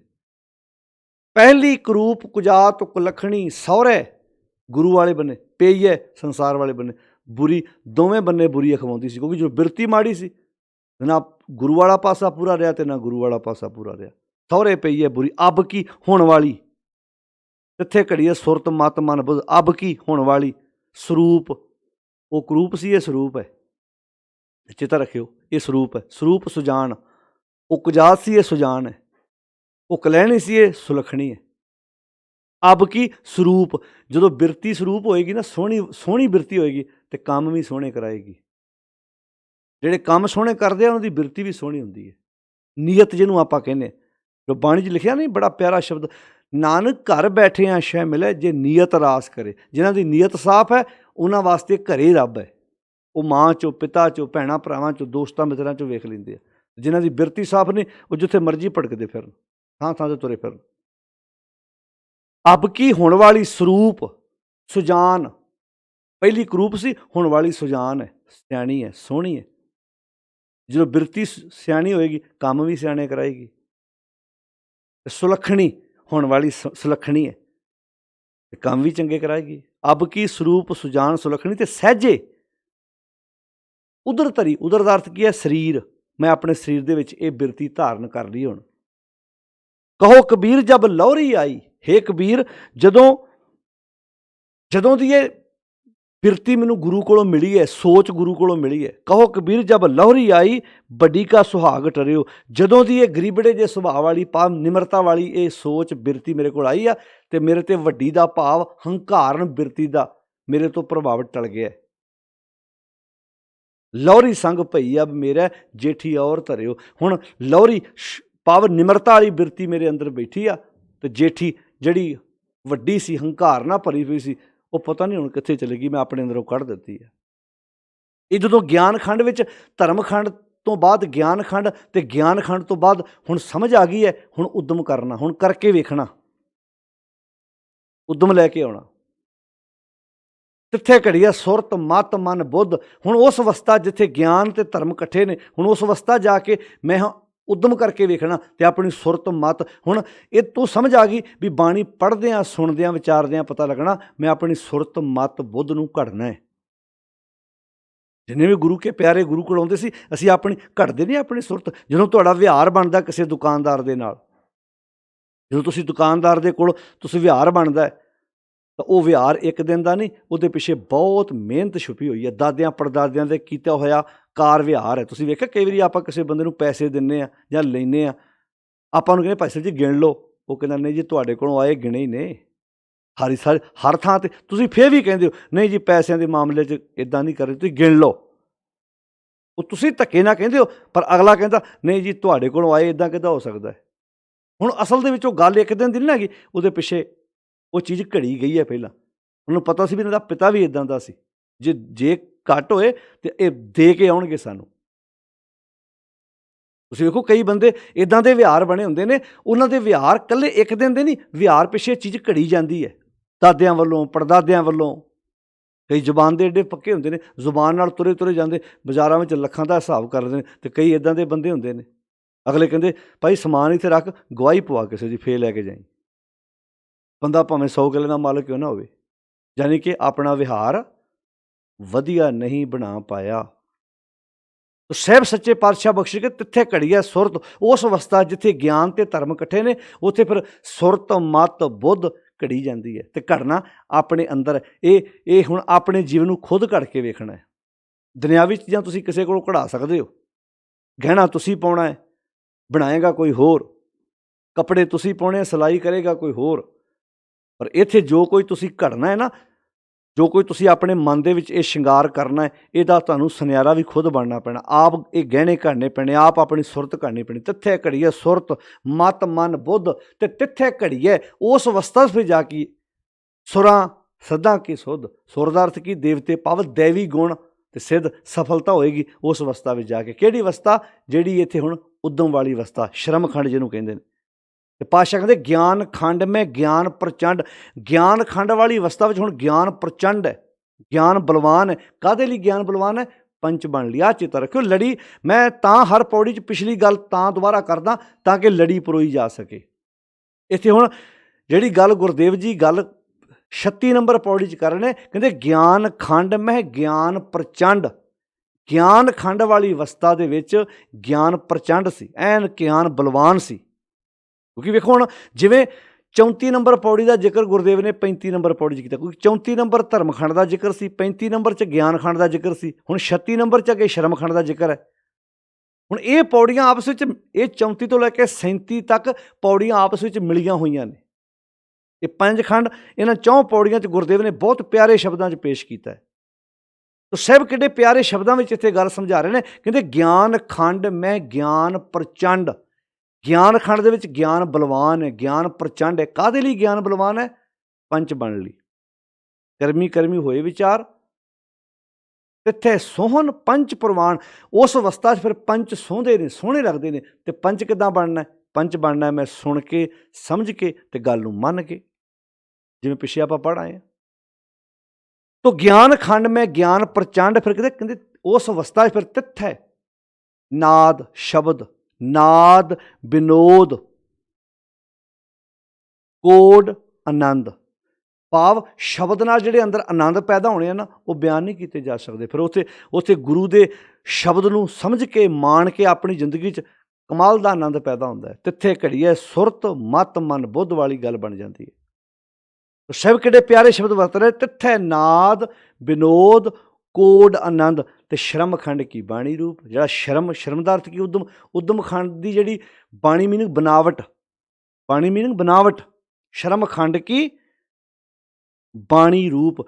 ਸ਼ਰਮ ਖੰਡ ਉਦਮ ਦੇ ਵਿੱਚ ਫਿਰ ਬੰਦੇ ਦੀ ਬਨਾਵਟ ਸੋਹਣੀ ਬਣਦੀ ਹੈ, ਸੋਹਣਾ ਬਣ ਜਾਂਦਾ ਹੈ। ਰੂਪ ਵੀ ਸਾਧ ਸੰਗਤ ਜੀ 2 ਕਿਸਮ ਦੇ ਹੁੰਦੇ ਨੇ। ਇੱਕ ਰੂਪ ਹੁੰਦਾ ਜਿਹੜਾ ਤੁਸੀਂ ਜਦੋਂ ਕਿਸੇ ਬੰਦੇ ਨੂੰ ਤੁਸੀਂ ਪਹਿਲੀ ਵਾਰ ਵੇਖਦੇ ਹੋ, ਉਹ ਰੂਪ ਤੁਹਾਨੂੰ ਦਿਸਦਾ ਹੈ, ਸਾਰਿਆਂ ਨੂੰ ਦਿਸਦਾ ਇੱਦਾਂ। ਇੱਕ ਰੂਪ ਐਸਾ ਹੁੰਦਾ ਹੈ ਵੀ ਜਿਹੜਾ ਨਾ ਤੁਸੀਂ ਦੂਰੋਂ ਵੇਖ ਕੇ ਜੱਜਮੈਂਟ ਕਰਦੇ, ਕਿੰਨਾ ਸੋਹਣਾ ਹੈ, ਕਿੰਨੇ ਨੈਣ ਨਕਸ਼ ਕਮਾਲ ਦੇ ਨੇ, ਕਿੰਨੀ ਸੋਹਣੀ ਹੈ, ਕਿੰਨੇ ਨੈਣ ਨਕਸ਼ ਕਮਾਲ ਦੇ ਨੇ। ਤੁਸੀਂ ਪੁੱਤਰਾਂ ਧੀਆਂ ਦੇ ਰਿਸ਼ਤੇ ਕਰਨ ਲੱਗੇ ਆ, ਸਭ ਤੋਂ ਪਹਿਲਾਂ ਧਿਆਨ ਤੇ ਸਾਡਾ ਬਾਹਰਲੇ ਸੁਹੱਪਣ ਤੇ ਜਾਂਦਾ ਹੈ ਨਾ। ਜਿਹੜੇ ਲੋਕ ਰਿਸ਼ਤਾ ਕਰਨ ਲੱਗੇ ਆ, ਇੱਦਾਂ ਲੜਕਾ ਲੜਕੀ ਨੂੰ ਸਾਹਮਣੇ ਬਿਠਾ ਕੇ ਵੇਂਦੇ ਨੇ, ਉਹ ਕੀ ਵੇਖ ਲੈਂਦੇ ਨੇ ਭਲਾ 10 ਮਿੰਟਾਂ 'ਚ? ਉਹ ਨੱਕ ਵੇਂਦੇ ਨੇ, ਮੱਥਾ ਵੇਂਦੇ ਨੇ, ਵੀ ਨੈਣ ਨਕਸ਼ ਕਿੱਡੇ ਸੋਹਣੇ ਨੇ, ਵੇਖ ਲਿਆ। ਇਹ ਰੂਪ ਬਾਹਰਲਾ ਹੈ। ਪਰ ਇੱਕ ਰੂਪ ਹੋਰ ਹੈ ਜਿਹੜਾ 5, 7, 10 ਸਾਲਾਂ ਬਾਅਦ ਜਦੋਂ ਵਿਆਹ ਹੋਣ ਤੋਂ ਬਾਅਦ ਜਵਾਕ ਹੋ ਗਏ, ਬੱਚੇ ਹੋ ਗਏ, ਵੱਡੇ ਹੋ ਗਏ, ਫੈਮਿਲੀ ਕਾਫੀ ਵੱਡੀ ਹੋ ਗਈ, ਉਦੋਂ ਫਿਰ ਇੱਦਾਂ ਜਦੋਂ ਪਤਾ ਲੱਗਾ ਪਤਨੀ ਨੂੰ ਪਤੀ ਬਾਰੇ, ਪਤੀ ਨੂੰ ਪਤਨੀ ਬਾਰੇ, ਇੱਦਾਂ ਇੱਕ ਦੂਜੇ ਬਾਰੇ, ਜਾਂ ਸੱਸ ਨੂੰ ਨੂੰਹ ਬਾਰੇ, ਨੂੰਹ ਨੂੰ ਸੱਸ ਬਾਰੇ, ਫਿਰ ਉਹ ਇੱਦਾਂ ਕੀ ਕਹਿੰਦੀ ਭਲਾ? ਉਦੋਂ ਤੋਂ ਇੱਦਾਂ ਤਾਰੀਫ ਕਰਦੀ ਨਹੀਂ ਸਕਦੀ ਪੂਰੇ ਮਹੱਲੇ 'ਚ, ਅੱਖਾਂ ਬਿੱਲੀਆਂ ਨੇ, ਮੱਥਾ ਬੜਾ ਚੌੜਾ ਹੈ, ਐ ਸੋਹਣੀ ਸੁਨੱਖੀ ਹੈ, ਇੱਦਾਂ, ਜਾਂ ਜਵਾਈ ਬੜਾ ਗੱਭਰੂ ਹੈ, ਸੋਹਣਾ ਹੈ। ਬਾਅਦ 'ਚ ਜਦੋਂ ਤੰਗ ਕਰਦਾ, ਦਾਜ ਮੰਗਦਾ, ਫਿਰ ਕੀ ਆਂਦੇ ਭਲਾ? ਆਹ ਰੂਪ ਤੇ ਦਾ ਅਸੀਂ ਪਹਿਲੀ ਵਾਰੀ ਵੇਖਿਆ। ਇਹ ਕਿਹੜਾ ਰੂਪ ਹੈ ਜਿਹੜਾ 10 ਸਾਲਾਂ 20 ਸਾਲਾਂ ਬਾਅਦ ਵੇਖਿਆ ਜੀ ਹੁਣ ਆਪਾਂ? ਇਹ ਰੂਪ ਕਿਰਦਾਰ ਦਾ ਹੈ, ਇਹ ਰੂਪ ਸਾਡੇ ਵਿਹਾਰ ਦਾ ਹੈ। ਵਿਹਾਰ ਵੀ ਇਸੇ ਨੂੰ ਗੁਰੂ ਨਾਨਕ ਸਾਹਿਬ ਜੀ ਨੇ ਸ੍ਰੀ ਰਾਗ ਵਿੱਚ ਕਿਹਾ ਸੀ ਨਾ, ਮੈਂ ਪਤ ਕੀ ਪੰਧ ਨਾ ਕਰਨੀ ਕੀ ਕਾਰ, ਮੈਂ ਆਪਣੇ ਪਤੀ ਮਾਲਕ ਪ੍ਰਭੂ ਸੱਚ ਦੀ ਨਸੀਹਤ ਉੱਤੇ ਨਹੀਂ ਤੁਰਿਆ। ਮੈਂ ਪਤ ਕੀ ਪੰਧ ਨਾ ਕਰਨੀ ਕੀ ਕਾਰ, ਨਾ ਮੈਂ ਉਹ ਕੰਮ ਕੀਤਾ ਜਿਹਦੇ ਨਾਲ ਕਿਰਦਾਰ ਉੱਚਾ ਹੋ ਸਕੇ। ਹਾਂ ਵਿਗੜਿਆ ਰੂਪ, ਉਹ ਕਿਹੜਾ ਰੂਪ ਵਿਗੜਿਆ ਸੀ? ਬਾਹਰਲਾ ਨਹੀਂ, ਬਾਹਰਲੇ ਰੂਪ ਸਵਾਰਨ ਵਾਸਤੇ ਤੇ ਬਹੁਤ ਦੁਕਾਨਾਂ ਨੇ, ਬੜੇ ਖਰਚੇ ਹੋ ਰਹੇ ਨੇ ਉੱਥੇ ਦੇ। ਅੱਤ ਦਾ ਬੇਢੰਗੇ ਔਰਤ ਮਰਦ ਨੂੰ ਵੀ ਇੱਦਾਂ ਦਾ ਤਿਆਰ ਕਰਨ ਦੇ ਬੰਦਾ ਵੇਖ ਕੇ ਹੈਰਾਨ ਰਹਿ ਜਾਂਦਾ ਹੈ। ਇੱਦਾਂ ਦੀ ਪੈਕਿੰਗ ਕਰਦੇ, ਕਈ ਵਾਰੀ ਵੇਖਿਆ ਤੁਸੀਂ ਕਈ ਹਲਵਾਈ ਮਠਿਆਈਆਂ ਵਾਲੇ ਇੱਦਾਂ ਬਣਾਉਣ ਵਾਲੇ ਇੱਦਾਂ ਦੀ ਪੈਕਿੰਗ ਕਰਦੇ, ਵਿੱਚ ਭਾਵੇਂ ਉਹ ਗੱਲ ਨਾ ਹੋਵੇ ਪਰ ਪੈਕਿੰਗ ਕਮਾਲ ਦੀ ਉਹਨਾਂ ਦੀ। ਕਈ ਪੈਕਿੰਗ ਵੇਖ ਕੇ ਪ੍ਰਭਾਵਿਤ ਹੋ ਜਾਂਦੇ ਆ। ਅਤੇ ਇੱਦਾਂ ਹੀ ਆ ਬਿਊਟੀ ਪਾਰਲਰ 'ਤੇ ਜਦੋਂ ਵਿਆਹਾਂ ਸ਼ਾਦੀਆਂ 'ਤੇ ਪੈਕਿੰਗ ਕਮਾਲ ਦੀ ਹੋਈ ਹੁੰਦੀ ਹੈ, ਕਿੱਡੀ ਸੋਹਣੀ ਪੈਕਿੰਗ ਕਰਦੇ ਐ। ਅਤੇ ਸ਼ਿੰਗਾਰ ਤਾਂ ਕਰਨਾ ਸੀ ਮਨ ਦਾ, ਤਨ ਦਾ ਸ਼ਿੰਗਾਰ ਕਰਕੇ ਤੇ ਕਮਾਲ ਕਰਤੀ, ਐਂ ਵੇਖਦੇ ਆ ਫਿਰ ਥੋੜ੍ਹੇ ਦਿਨਾਂ ਬਾਅਦ ਫਿਰ ਰੂਪ ਰੰਗ ਲੈ ਜਾਂਦਾ, ਪਤਾ ਲੱਗ ਜਾਂਦਾ ਕੋਈ। ਤੋ ਜਿਹੜਾ ਬਾਹਰਲਾ ਰੂਪ ਰੰਗ ਹੈ ਤੇ ਕਿਸੇ ਦੇ ਕਹਿਣ ਨਾਲ ਕਿਸੇ ਨੇ ਹਟਣਾ ਥੋੜ੍ਹਾ, ਉਹ ਤਾਂ ਆਪਣੀ ਮਰਜ਼ੀ ਨਾਲ ਬੰਦਾ ਕਰੀ ਜਾਂਦਾ। ਪਰ ਸਭ ਤੋਂ ਮੇਨ ਗੱਲ ਤਾਂ ਇਸ 'ਚ, ਹੁਣ ਤੁਸੀਂ ਵੇਖੋ ਕਈਆਂ ਘਰਾਂ 'ਚ ਨਸ਼ਿਆਂ 'ਤੇ ਵੀ ਉਹਨਾਂ, ਕਈਆਂ ਘਰਾਂ ਦੇ ਵਿੱਚ ਗਰੋਸਰੀ 'ਤੇ ਵੀ, ਗਰੋਸਰੀ ਨਾਲੋਂ ਵੱਧ ਖਰਚਾ ਬਾਹਰ ਦੇ ਰੂਪ ਦੇ ਉੱਤੇ ਲੱਗ ਰਿਹਾ। ਕੀ ਇਹਦੇ ਨਾਲ ਰਿਸ਼ਤੇ ਕਾਇਮ ਹੋ ਜਾਣਗੇ? ਕੀ ਇਹਦੇ ਨਾਲ ਪਰਿਵਾਰ ਚੱਲ ਪੈਣਗੇ? ਗੁਰੂ ਸਾਹਿਬ ਦੀ ਬਾਣੀ ਕਹਿੰਦੀ ਮਨ ਨੂੰ ਇੰਨਾ ਖੂਬਸੂਰਤ ਬਣਾ ਕਿ ਤਨ ਮਾੜਾ ਮੋੜ ਬਦਸੂਰਤ ਵੀ ਹੋਵੇ ਤੇ ਉਧਰ ਧਿਆਨ ਕਿਸੇ ਦਾ ਜਾਣਾ ਹੀ ਨਹੀਂ। ਜਦੋਂ ਪਹਿਲਾਂ ਲੋਕ ਆਪਣੀਆਂ ਧੀਆਂ ਦੇ ਆਨੰਦ ਕਾਰਜ ਕਰਦੇ ਸੀ, ਉਹ ਗੁਣ ਸਿਖਾ ਕੇ ਤੋਰਦੇ ਸੀ ਵੀ ਜੇ ਸੱਸ ਨੇ ਕੋਈ ਕੌੜਾ ਕਸਾਲਾ ਸ਼ਬਦ ਬੋਲ ਵੀ ਦਿੱਤਾ ਤੇ ਪੁੱਤ ਪੇਕੇ ਨਾ ਆਣ ਕੇ ਮੈਨੂੰ ਦੱਸੀ, ਕਿਉਂਕਿ ਤੁਸੀਂ ਫੇਰ ਉੱਥੇ ਰਹਿਣਾ, ਸਾਡਾ ਕੁੜਮਣੀਆਂ ਦੇ ਪਿਆਰ ਵਿੱਚ ਫਿੱਕ ਪਵੇਗਾ। ਹੁਣ ਤਾਂ ਸੁੱਖ ਨਾਲ ਮੋਬਾਈਲ ਦੇ ਕੇ ਤੋਰਦੇ ਨੇ ਵੀ ਜੇ ਉਧਰ ਕੋਈ ਗੱਲ ਦੱਸੀ ਤੇ ਨਾਲ ਨਾਲ ਮੈਨੂੰ ਦੱਸੀ ਜਾਈ। ਨਾਲ ਨਾਲ ਕੀ ਦੱਸਣਾ, ਉਹ ਤੇ ਅਗਲੇ ਲਾਈਵ ਹੀ ਚੱਲ ਪੈਂਦਾ ਕੰਮ, ਵੀ ਬਾਅਦ ਵਿੱਚ ਗੱਲ ਮੇਰੇ ਕੋਲ ਜੋੜੀ ਨਹੀਂ ਜਾਣੀ, ਵੇਖ ਲਓ ਸੁਣ ਲਓ ਜੀ। ਤੁਸੀਂ ਆਂਦੇ ਸੀ ਵੀ ਸੱਸ ਬੜੀ ਚੰਗੀ, ਤੁਸੀਂ ਕਹਿੰਦੇ ਸੀ ਪਤੀ ਬੜਾ ਚੰਗਾ, ਉਹ ਤੇ ਇੱਦਾਂ ਕਰਦਾ। ਰੂਪ ਜਿਹੜਾ ਅੰਦਰ ਦਾ ਵਿਗੜ ਗਿਆ। ਸ਼ਰਮ ਖੰਡ ਕੀ ਬਾਣੀ ਰੂਪ, ਤੇ ਗੁਰੂ ਨਾਨਕ ਸਾਹਿਬ ਜੀ ਕਹਿੰਦੇ ਨੇ ਮੈਂ ਪਤ ਕੀ ਪੰਧ ਨਾ ਕਰਨੀ ਕੀ ਕਾਰ, ਹਾਂ ਵਿਗੜਿਆ ਰੂਪ ਰਹਾਂ ਬਿਕਰਾਰ। ਜਦੋਂ ਅੰਦਰ ਦਾ ਰੂਪ ਵਿਗੜਦਾ ਹੈ ਨਾ, ਬਾਹਰੋਂ ਭਾਵੇਂ ਰੱਜ ਕੇ ਸੋਹਣੀ ਹੋਵੇ ਤੇ ਰੱਜ ਕੇ ਮਨੁੱਖ ਸੋਹਣਾ ਹੋਵੇ, ਡਰ ਆਉਂਦਾ ਸਾਰੇ ਟੱਬਰ ਨੂੰ ਉਹਦੇ ਤੋਂ। ਉਹਨਾਂ ਨੂੰ ਪੁੱਛ ਕੇ ਵੇਖੋ ਜਿਨ੍ਹਾਂ ਦੇ ਘਰ 'ਚ ਔਰਤਾਂ ਤੇ ਮਰਦ ਜ਼ਹਿਰ ਦੇ ਕੇ ਗਲਤ ਕੰਮ ਕਰਦੇ ਨੇ, ਘਰ ਦਾ ਮਾਹੌਲ ਕਿੱਦਾਂ ਦਾ ਬਣਦਾ। ਉਹਨਾਂ ਨੂੰ ਪੁੱਛੋ ਇਹ ਤੁਹਾਨੂੰ ਸੋਹਣੀ ਤੇ ਸੋਹਣਾ ਲੱਗਦਾ ਭਲਾ? ਹੁਣ ਪੁੱਛ ਕੇ ਵੇਖੋ ਉਹਨਾਂ ਨੂੰ। ਸੁਹੱਪਣ ਬਾਹਰ ਦਾ ਨਹੀਂ, ਸੁਹੱਪਣ ਅੰਦਰ ਦਾ ਹੈ। ਅੰਦਰ ਦਾ ਸੁਹੱਪਣ ਹੋਏਗਾ ਤੇ ਬਾਹਰ ਦਾ ਕੋਝਾਪਨ ਵੀ ਢੱਕਿਆ ਜਾਏਗਾ। ਬਾਹਰ ਜਿੰਨਾ ਮਰਜ਼ੀ ਸੁਹੱਪਣ ਹੋਵੇ, ਅੰਦਰ ਦਾ ਕੋਝਾਪਨ ਨਹੀਂ ਢੱਕ ਸਕਦਾ ਬਾਹਰ ਦਾ ਸੁਹੱਪਣ। ਆ ਚੇਤਾ ਰੱਖਿਓ, ਬਾਹਰ ਦਾ ਕੋਝਾਪਨ ਅੰਦਰ ਦਾ ਸੁਹੱਪਣ ਢੱਕ ਸਕਦਾ ਹੈ, ਪਰ ਅੰਦਰ ਦਾ ਕੋਝਾਪਨ ਬਾਹਰ ਦਾ ਸੁਹੱਪਣ ਨਹੀਂ ਢੱਕ ਸਕਦਾ। ਅੰਦਰ ਦਾ ਕੋਝਾਪਨ ਹੈ ਬੁਰਾਈ, ਵਿਸ਼ੇ ਵਿਕਾਰ। ਹੁਣ ਇਹ ਜਿਹੜਾ ਸ਼ਰਮ ਖੰਡ ਹੈ ਨਾ, ਜਿਹੜਾ ਤੀਜੇ ਥਾਂ ਤੇ ਕਿਹਾ, ਇਹ ਜਦੋਂ ਗਿਆਨ ਤੇ ਧਰਮ ਇਕੱਠਾ ਹੋਣਾ ਹੈ, ਹੁਣ ਮੈਂ ਉਦਮ ਕਰਕੇ ਵੇਖਣਾ ਤੇ ਸ਼ਰਮ ਖੰਡ ਕੀ ਬਾਣੀ ਰੂਪ, ਇੱਥੇ ਘਾੜਤ ਘੜੀਆਂ ਬਹੁਤ ਰੂਪ, ਇੱਥੇ ਘਾੜਤ ਘੜੀ ਜਾਣੀ। ਹੁਣ ਜਿਵੇਂ ਮਿੱਟੀ ਦੇ ਬਰਤਨ ਨਹੀਂ ਤਿਆਰ ਕਰਦਾ ਘੁਮਿਆਰ, ਜਿਵੇਂ ਸੁਨਿਆਰਾ ਤਰ੍ਹਾਂ ਤਰ੍ਹਾਂ ਦੇ ਗਹਿਣੇ ਨਹੀਂ ਘੜਦਾ। ਹੁਣ ਤੁਸੀਂ ਵੇਖੋ, ਉੱਦਾਂ ਤੁਸੀਂ ਸੋਨਾ ਇੱਦਾਂ ਢੇਲੀ ਜਿਹੀ ਬਣਾ ਕਿਸੇ ਨੂੰ ਕਹੋ ਵੀ ਇਹਦਾ ਗਲ ਪਾ ਲਾ, ਅਗਲਾ ਬੰਦਾ ਇੱਦਾਂ ਸੋਨੇ ਨੂੰ ਥੋੜ੍ਹਾ ਆਪਣੇ ਗਲ ਪਾਉਂਦਾ। ਉਹ ਕਹਿੰਦਾ ਨਾਲ ਡਿਜ਼ਾਈਨ ਵੀ ਚਾਹੀਦਾ, ਇੱਦਾਂ ਸੋਨਾ ਕਿੱਦਾਂ ਪਾ ਲਵਾਂ ਮੈਂ। ਹੁਣ ਤੁਸੀਂ ਕਿਸੇ ਬੰਦੇ ਨੂੰ ਕਹੋ ਜੀ ਆਹ 1.5 ਤੋਲੇ ਦੀ ਮੁੰਦਰੀ ਹੈ, ਇਹ 2 ਤੋਲੇ ਦਾ ਕੜਾ, ਅਗਲਾ ਕੜਾ ਪਾਉਂਦਾ, ਮੁੰਦਰੀ ਪਾਏਗਾ, ਗਲ 'ਚ ਹਾਰ ਪਾਏਗਾ। ਇੱਦਾਂ ਤੁਸੀਂ ਕਿਸੇ ਨੂੰ ਕਹੋ ਜੀ ਆਹ 5 ਤੋਲੇ ਸੋਨਾ ਵਾ, ਇੱਦਾਂ ਇੱਦਾਂ ਢੇਲੀ ਜਿਹੀ ਬਣਾ ਕੇ ਇੱਦਾਂ ਇਕੱਠਾ ਕਰਕੇ ਡਲੀ ਦੇ ਦਿਓ ਵੀ ਇੱਦਾਂ ਨਾ ਆਪਣੇ ਗੁੱਟ 'ਤੇ ਬੰਨ੍ਹ ਲਾ, ਇੱਦਾਂ ਬੰਨੂਗਾ ਅਗਲਾ। ਇੱਧਰ ਭਾਵੇਂ 1 ਤੋਲਾ ਹੀ ਪਿਆ, ਉਹ ਕਹਿੰਦਾ ਵੇਖੋ ਇਹਦਾ ਡਿਜ਼ਾਈਨ ਤੇ ਹੈਗਾ ਨਾ, ਇੱਦਾਂ ਥੋੜ੍ਹਾ ਮੈਂ 5 ਤੋਲੇ ਗੁੱਟ 'ਤੇ ਬੰਨ੍ਹ ਲਵਾਂਗਾ। ਹੁਣ ਸੁਨਿਆਰਾ ਉਹਨੂੰ ਘੜਦਾ ਫਿਰ ਇੱਦਾਂ ਇੱਦਾਂ ਗਹਿਣੇ ਘੜ ਘੜ ਕੇ ਜਦੋਂ ਡਿਜ਼ਾਈਨ ਬਣਾ ਬਣਾ ਕੇ ਦਿੰਦਾ। ਕਿੱਦਾਂ ਲੋਕ ਆਪਣੇ ਤਨ 'ਤੇ ਪਾਉਂਦੇ ਨੇ। ਇੱਦਾਂ ਹੀ ਪਿਆਰਿਓ, ਅਸੀਂ ਆਪਣੀ ਜ਼ਿੰਦਗੀ 'ਚ ਘੜਨਾ ਹੈ। ਕੀ ਘੜਨਾ ਹੈ? ਆਪਣੇ ਜੀਵਨ ਨੂੰ ਘੜਨਾ। ਡਿਜ਼ਾਈਨ ਬਣਨੇ, ਸਾਡੇ ਗੁਣਾਂ ਦੇ ਡਿਜ਼ਾਈਨ ਬਣਨੇ, ਸਾਡੀ ਜ਼ਿੰਦਗੀ ਖੂਬਸੂਰਤ। ਜਿਵੇਂ ਆਪਾਂ ਪਿੱਛੇ ਪੜ੍ਹੇ ਵੀ ਕੱਢ ਕਸੀਦਾ ਪਹਿਰੇ ਚੋਲੀ ਤਾਂ ਤੁਮ ਜਾਣੋ ਨਾਰੀ। ਕੱਪੜਾ ਉਹੀ ਹੁੰਦਾ, ਜਦੋਂ ਉੱਤੇ ਕਸੀਦਾ ਕੱਢਿਆ ਜਾਂਦਾ ਉਹਦੀ ਕੀਮਤ ਡਬਲ ਪੈ ਜਾਂਦੀ ਹੈ, 3 ਗੁਣਾ ਵੱਧ ਜਾਂਦੀ ਹੈ। ਕੱਪੜਾ ਭਾਵੇਂ ਪਹਿਲਾਂ 200 ਰੁਪਏ ਮੀਟਰ ਸੀ, 300 ਰੁਪਏ ਮੀਟਰ ਸੀ, ਜਦੋਂ ਕਸੀਦਾ ਕੱਢਿਆ ਗਿਆ ਉਹ ਕਹਿੰਦਾ ਜੀ 800 ਰੁਪਏ ਮੀਟਰ ਹੈ। ਤੁਸੀਂ ਕਹਿੰਦੇ ਹੱਦ ਹੋ ਗਈ, ਕੱਪੜਾ ਉਹੀ 800 ਰੁਪਏ ਮੀਟਰ ਕਿੱਦਾਂ ਹੋ ਗਿਆ? ਉਹ ਕਹਿੰਦਾ ਜੀ ਕਸੀਦੇ ਦੀ ਇਹਦੇ 'ਤੇ ਕੀਮਤ ਹੈ, ਕੱਪੜਾ ਤਾਂ ਉਹੀ ਹੈ। ਆਹ ਲੈ ਲਓ ਲਾ ਕੇ, ਕੱਪੜਾ ਉਹੀ ਹੈ ਅਤੇ ਕਸੀਦਾ ਨਹੀਂ ਕੱਢਿਆ, ਇਹ 'ਤੇ ਕਢਾਈ ਨਹੀਂ ਕੀਤੀ। ਆਹ ਲੈ ਲਓ, ਇਹ 200 ਰੁਪਏ, ਇਹ 700 ਰੁਪਏ ਮੀਟਰ, ਇਹ 500 ਉੱਤੇ ਕਸੀਦੇ ਦਾ ਨਾ। ਮਨ ਉਹੀ ਆ, ਗੁਣਾਂ ਦਾ ਕਸੀਦਾ ਕੱਢਿਆ ਜਾਣਾ। ਇਹ ਸ਼ਰਮ ਖੰਡ ਕੀ ਬਾਣੀ ਰੂਪ।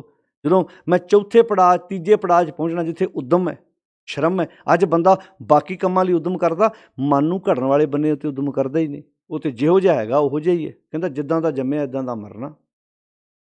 ਸ਼ਰਮ ਖੰਡ ਕੀ ਬਾਣੀ ਰੂਪ, ਤਿੱਥੇ ਘਾੜਤ ਘੜੀਐ ਬਹੁਤ ਅਨੂਪ। ਜਦੋਂ ਮੈਂ ਸ਼ਰਮ ਖੰਡ ਦੇ ਵਿੱਚ ਪ੍ਰਵੇਸ਼ ਕਰਕੇ ਆਪਣੇ ਮਨ ਨੂੰ ਗਿਆਨ ਨਾਲ ਘੜਾਂਗਾ, ਧਰਮ ਦੇ ਕਾਰਜ ਕਰਾਂਗਾ, ਪੰਜ ਪ੍ਰਵਾਨ ਵਾਲੇ ਬੰਨੇ ਤੁਰਾਂਗਾ, ਅਤੇ ਪਾਤਸ਼ਾਹ ਕਹਿੰਦੇ ਬਹੁਤ ਅਨੂਪ। ਮਨ ਕਿੰਨਾ ਸੋਹਣਾ ਬਣੇਗਾ।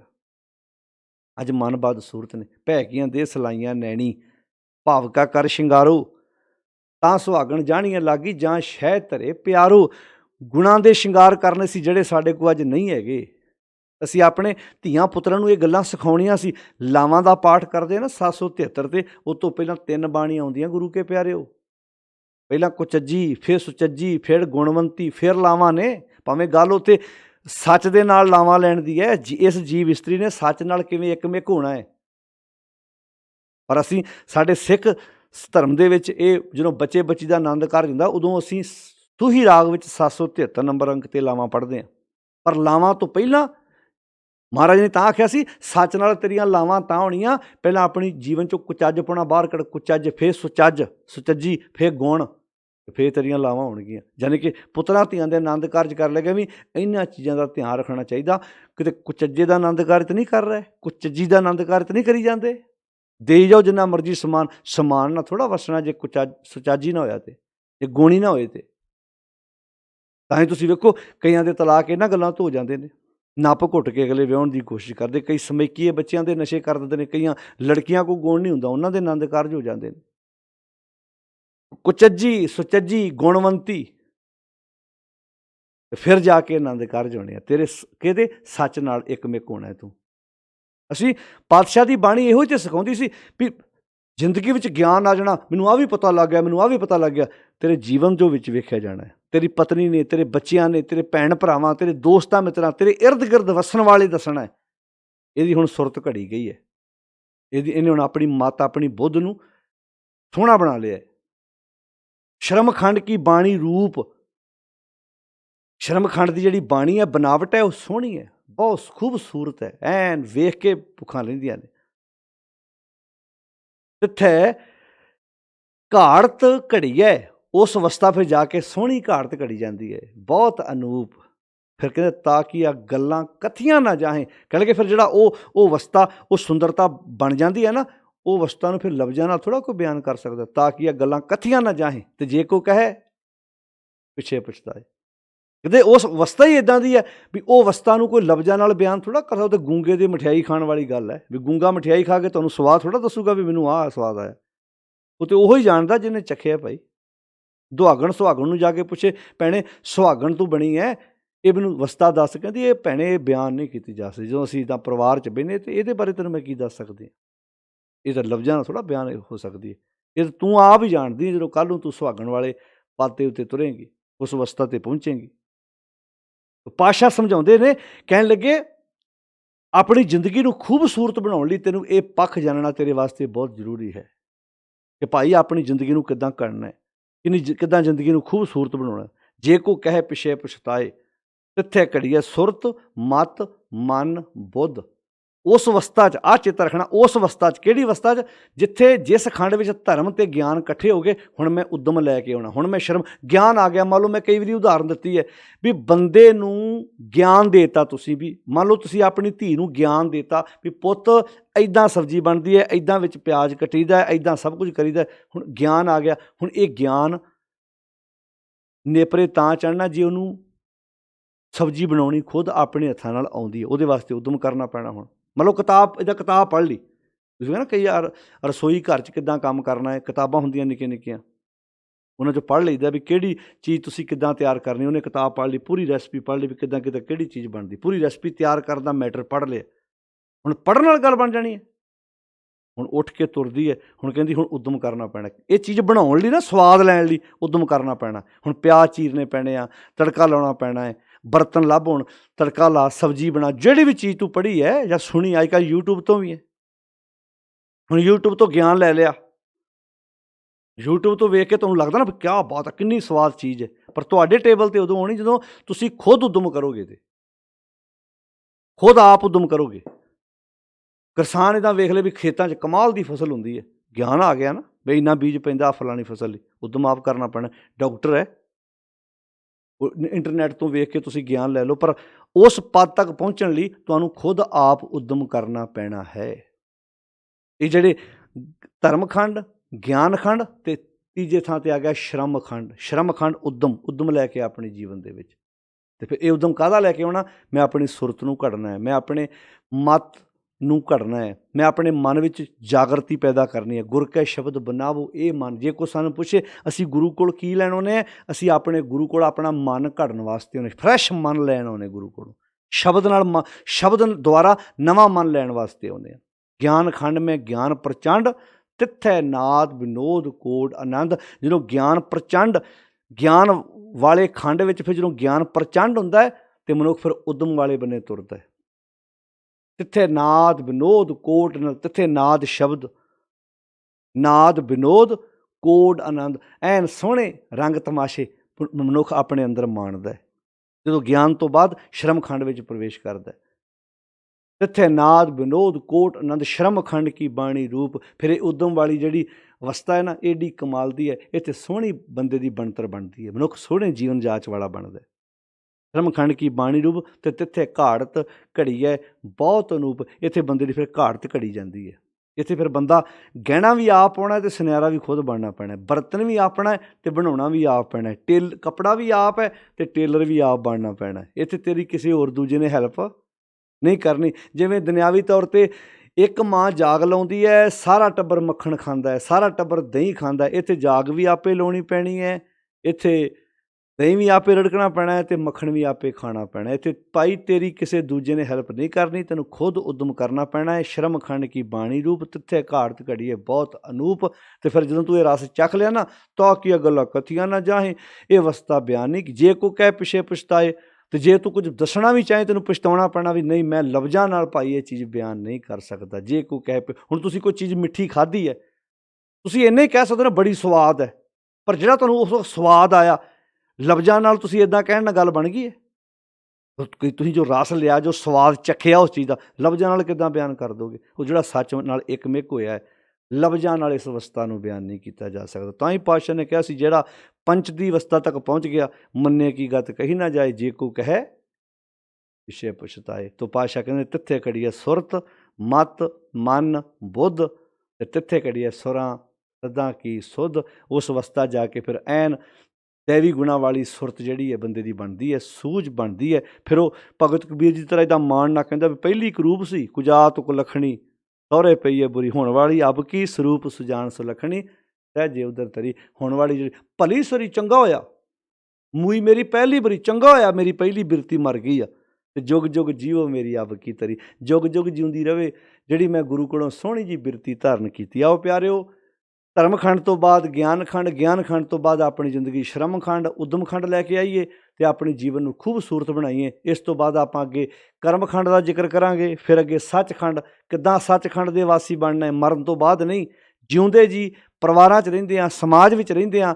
ਜੇ ਕੋਈ ਬੰਦਾ ਪੁੱਛੇ ਫਰਕ ਇੰਨਾ, ਉਹ ਲੋਕ ਕਹਿੰਦੇ ਸੀ ਮਰਨ ਤੋਂ ਬਾਅਦ ਸੱਚਖੰਡ ਜਾਈਦਾ। ਬਾਣੀ ਨੇ ਇਹ ਸਮਝਾਤਾ ਸਾਨੂੰ ਕਿ ਸੱਚਖੰਡ ਦੇ ਵਿੱਚ ਹੀ ਰਹਿਣਾ, ਸੱਚਖੰਡ ਜਾਈਦਾ ਨਹੀਂ, ਗੁਰੂ ਨਾਲ ਜੁੜ ਕੇ ਸੱਚਖੰਡ ਹਮੇਸ਼ਾ ਹੀ ਸਾਡੇ ਵਿੱਚ ਹੈ। ਜਿਵੇਂ ਲੋਕ ਤੀਰਥਾਂ 'ਤੇ ਇਸ਼ਨਾਨ ਕਰਨ ਜਾਂਦੇ ਸੀ ਅਤੇ ਪਾਤਸ਼ਾਹ ਨੇ ਕਹਿਤਾ ਕਿ ਜਿਹਦੀ ਬੰਦੇ ਦੀ ਵਿਚਾਰ, ਜਿਹਦੇ ਜੀਵਨ 'ਚ ਸੱਚ ਵਸ ਗਿਆ, 68 ਤੀਰਥ ਉਹਦੇ ਅੰਦਰ ਹੀ ਵਸਦੇ ਨੇ, ਭਾਵ ਤੈਨੂੰ ਬਾਹਰ ਕਿਤੇ ਜਾਣ ਦੀ ਲੋੜ ਨਹੀਂ ਹੈਗੀ। ਤੋ ਆਓ ਪਿਆਰਿਓ, ਸਤਿਗੁਰੂ ਜੀ ਨੇ ਇਹ 36 ਨੰਬਰ ਪੌੜੀ 'ਚ ਬਾਕਮਾਲ ਵਿਚਾਰਾਂ ਬਖਸ਼ਿਸ਼ ਕੀਤੀਆਂ ਨੇ ਅਤੇ ਲਿਆ ਕੇ ਗੱਲ ਫਿਰ ਉੱਥੇ ਟਿਕਾਈ ਹੈ ਵੀ ਕਿਵੇਂ ਸਚਿਆਰਾ ਹੋਈ ਹੈ, ਕਿਵੇਂ ਕੂੜੇ ਟੁੱਟੇ ਪਾਲ। ਅਤੇ ਸਚਿਆਰੇ ਬਣਨ ਵਾਸਤੇ ਤਿੱਥੇ ਘੜੀ ਹੈ ਸੁਰਤ, ਮਤ, ਮਨ, ਬੁੱਧ, ਤਿੱਥੇ ਘੜੀ ਹੈ ਸੁਰਾਂ ਸਦਾ ਕੀ ਸੁਧ। ਆਓ ਜਪ ਬਾਣੀ ਪੜ੍ਹਦਿਆਂ ਸਾਨੂੰ ਕਿੰਨੇ ਸਾਲ ਹੋ ਗਏ, ਕਿੰਨਾ ਟਾਈਮ ਲੰਘ ਗਿਆ, ਕਿ ਆਪਣੀ ਸੁਰਤ, ਮਤ, ਬੁੱਧ ਘੜਨ ਦੀ ਕੋਸ਼ਿਸ਼ ਕੀਤੀ ਕਿ ਗਿਣਤੀਆਂ ਦੇ ਪਾਠ ਕਰਨ ਤੱਕ ਰਹੇ ਹਾਂ। ਆਓ ਇੱਧਰ ਧਿਆਨ ਦੇਣ ਦੀ ਕੋਸ਼ਿਸ਼ ਕਰੀਏ ਅਤੇ ਇਸ ਅਵਸਥਾ ਦਾ ਆਨੰਦ ਮਾਣ ਕੇ ਆਪਣੇ ਪਰਿਵਾਰਾਂ ਦੇ ਵਿਗੜੇ ਹੋਏ ਮਾਹੌਲ ਨੂੰ ਖੁਦ ਆਪ ਠੀਕ ਕਰਨ ਦੀ ਕੋਸ਼ਿਸ਼ ਕਰੀਏ। ਤੋ 36 ਨੰਬਰ ਪੌੜੀ ਦਾ ਅੱਜ ਆਪਾਂ ਪਾਠ ਅਤੇ ਵਿਚਾਰ ਸਾਂਝੇ ਕੀਤੇ ਨੇ। ਸਾਧ ਸੰਗਤ ਜੀ, ਇੱਦਾਂ ਹੀ ਆਪਣੀਆਂ ਜਿਹੜੀਆਂ ਹੋਰ 2 ਪੌੜੀਆਂ ਰਹਿ ਗਈਆਂ ਨੇ, ਉਹਨਾਂ ਦੀ ਵਿਚਾਰ ਵੀ ਆਪਾਂ ਇੱਦਾਂ ਹੀ ਤੁਹਾਡੇ ਨਾਲ ਸਾਂਝੀ ਕਰਾਂਗੇ। ਅਖੀਰ 'ਤੇ ਸ਼ਲੋਕ ਜਿਸ ਵਿੱਚ ਗੁਰਦੇਵ ਜੀ ਨੇ ਸਾਨੂੰ ਸੋਹਣੇ ਵਿਚਾਰ ਬਖਸ਼ਿਸ਼ ਕਰਕੇ ਜ਼ਿੰਦਗੀ ਜਿਉਣ ਦੀ ਜੋ ਪ੍ਰੇਰਨਾ ਦਿੱਤੀ ਮਹਾਰਾਜ ਨੇ, ਤੁਸੀਂ ਨੋਟ ਕੀਤਾ ਹੋਵੇਗਾ ਪਿੱਛੋਂ ਜਿਹੜੀ ਲੜੀ ਤੁਰੀ ਆ ਰਹੀ ਹੈ, ਗੁਰਦੇਵ ਜੀ ਉਸੇ ਲੜੀ ਨੂੰ ਅੱਗੇ ਪਰੋਂਦਿਆਂ ਹੋਇਆਂ ਸਾਨੂੰ ਜ਼ਿੰਦਗੀ ਨੂੰ ਉੱਚਾ ਚੁੱਕਣ ਦੀ ਸਿੱਖਿਆ ਦਿੰਦੇ ਆ ਰਹੇ ਨੇ। ਸਾਰਿਆਂ ਦਾ ਧੰਨਵਾਦ ਜੋ ਤੁਸੀਂ ਬੜੇ ਪਿਆਰ ਨਾਲ, ਟਿਕਾ ਨਾਲ ਬੈਠ ਕੇ ਰੋਜ਼ਾਨਾ ਵਿਚਾਰ ਸਰਵਣ ਕਰਦੇ ਹੋ। ਸਾਧ ਸੰਗਤ ਜੀ, ਬੜੇ ਅਦਬ ਸਤਿਕਾਰ ਨਾਲ ਫਤਿਹ ਬੁਲਾਓ ਜੀ। ਵਾਹਿਗੁਰੂ ਜੀ ਕਾ ਖਾਲਸਾ, ਵਾਹਿਗੁਰੂ ਜੀ ਕੀ ਫਤਿਹ।